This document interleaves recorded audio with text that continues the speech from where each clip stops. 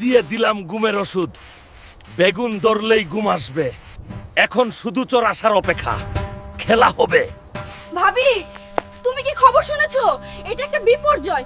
কদ্দুস দাদু বেগুন ক্ষেত পাহারা দেওয়ার জন্য হালকে ভাড়া করেছে। কি বলিস? তুই সত্যি বলছিস?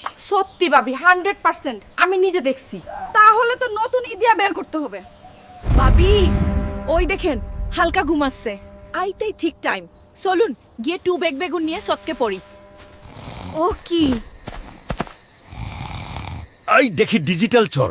ভাবি, ভাবি ভাবি ভাবছে আমি ঘুমিয়ে আছি, কিন্তু ভাবি তো জানেন আমি যাতে মাতাল তালে ঠিক। খেলা হবে সকালে। দেখছো গ্রামবাসী, আই দুই ভাবি মিলে আমার বেনুন ক্ষেতের 12টা বাজাইয়া দিছে, কিন্তু আজকে হালকা আমকে বাসিসে দিল। তা আমি ভাবছি আমার বেগুন চুরি করার অপরাধে আমার কোনো জরিমান লাগবে না।